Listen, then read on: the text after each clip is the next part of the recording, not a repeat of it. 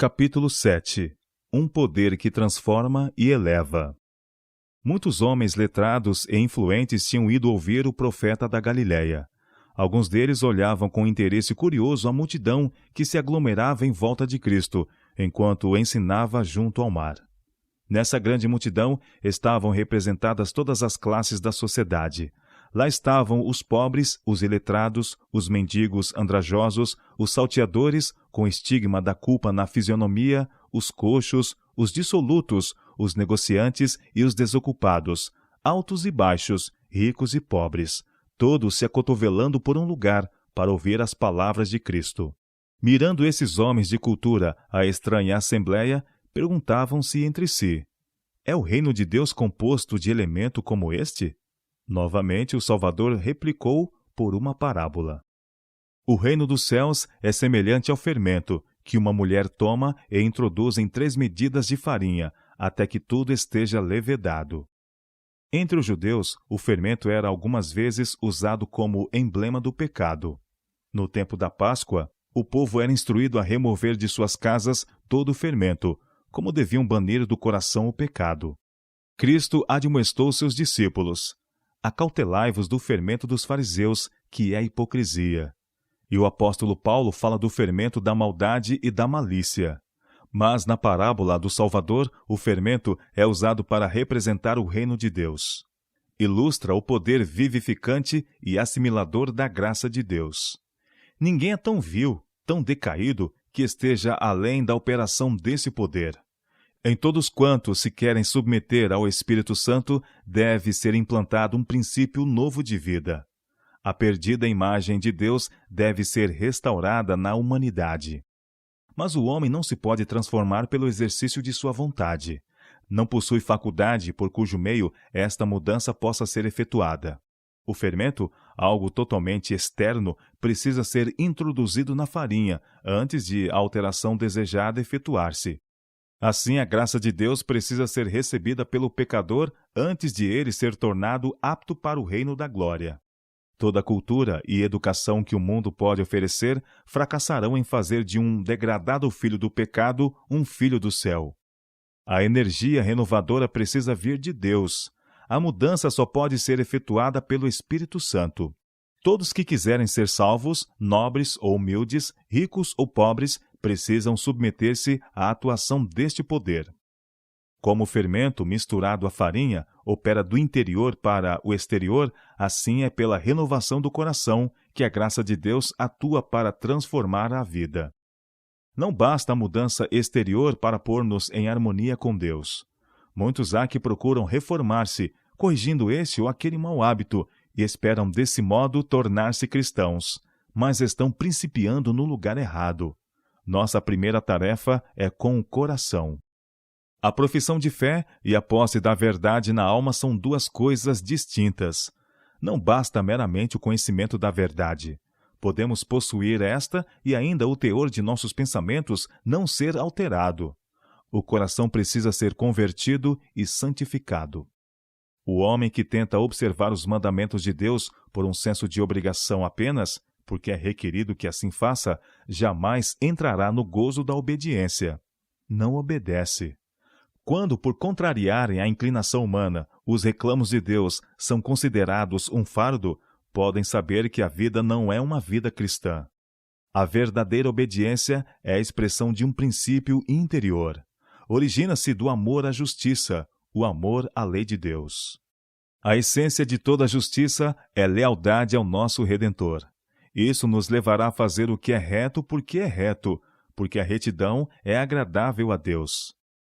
A grande verdade da conversão do coração pelo Espírito Santo é apresentada nas palavras de Cristo a Nicodemos. Na verdade te digo que aquele que não nascer de novo não pode ver o reino de Deus. O que é nascido da carne é carne, e o que é nascido do Espírito é Espírito. Não te maravilhes de te ter dito: necessário vos é nascer de novo. O vento assopra onde quer, e ouves a sua voz, mas não sabes de onde vem, nem para onde vai.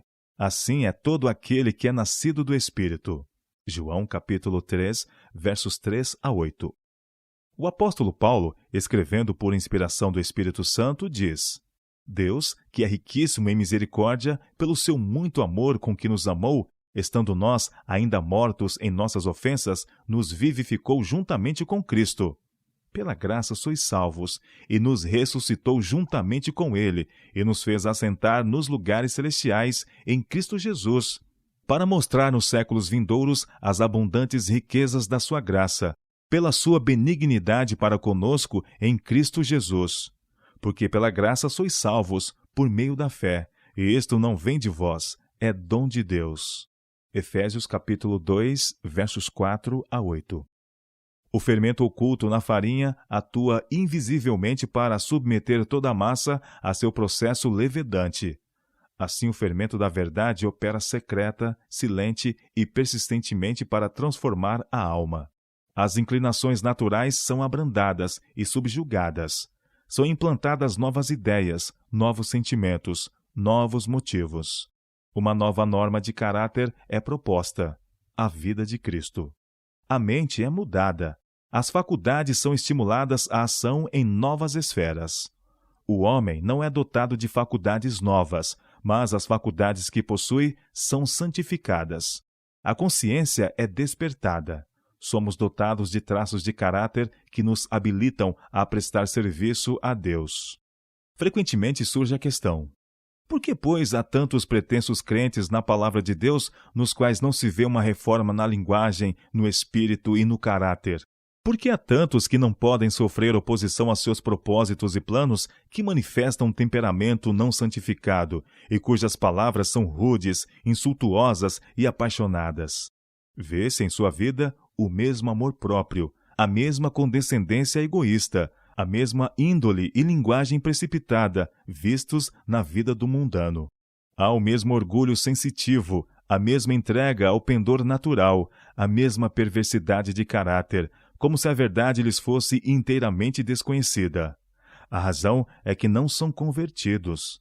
Não esconderam no coração o fermento da verdade. Não teve ele oportunidade de realizar sua obra. Suas tendências naturais e cultivadas para o mal não foram subjugadas a seu poder transformador. A vida dessas pessoas revela a ausência da graça de Cristo, uma descrença em seu poder de regenerar o caráter.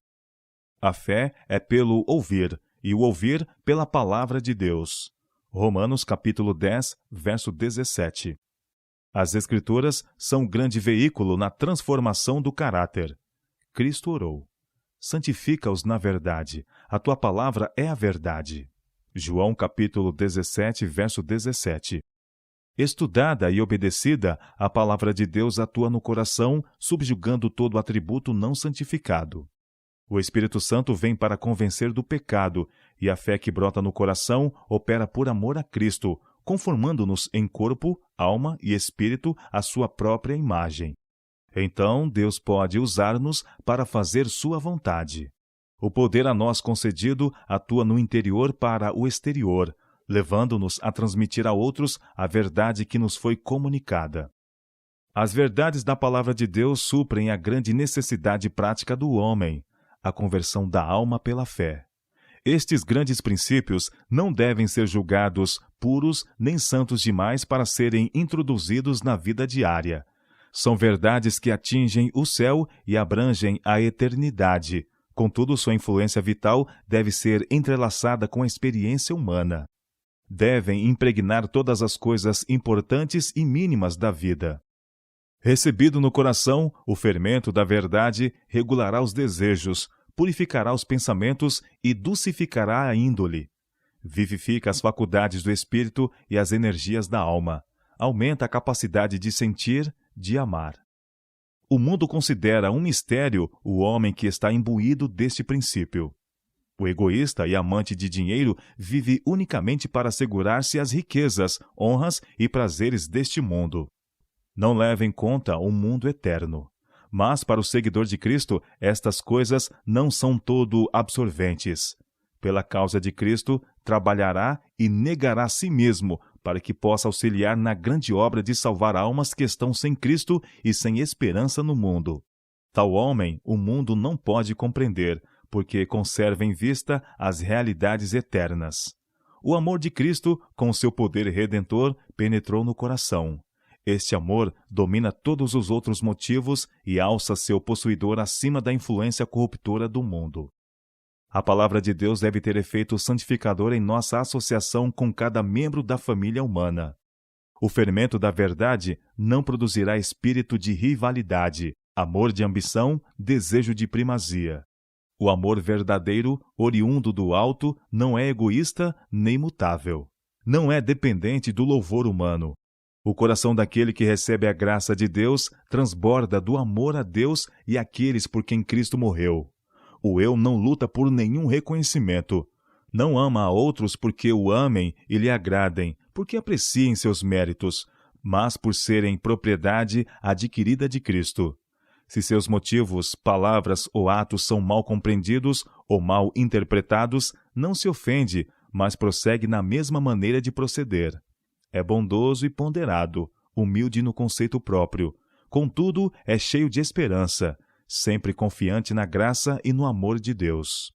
O apóstolo nos exorta: mas, como é santo aquele que vos chamou, sede vós também santos em toda a vossa maneira de viver, porquanto escrito está: sede santos, porque eu sou santo.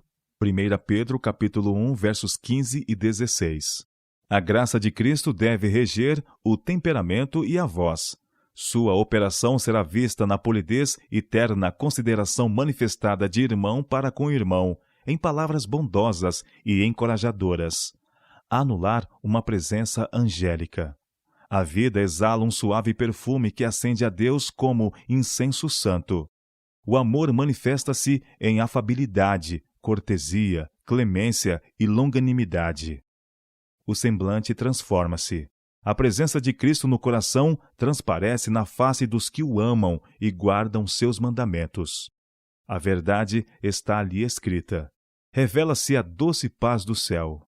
Expressa uma cortesia habitual, um amor mais do que humano. O fermento da verdade opera uma transformação no homem todo, tornando o áspero polido, o rude gentil, o egoísta generoso. Por ele, o corrupto é purificado, lavado no sangue do Cordeiro. Por seu poder vivificante, leva toda a mente, alma e força à harmonia com a vida divina. O homem, com sua natureza humana, torna-se participante da divindade. Cristo é honrado na excelência e perfeição de caráter. Efetuando-se estas mudanças, os anjos rompem em cantos enlevantes, e Deus e Cristo se regozijam pelas almas moldadas à semelhança divina.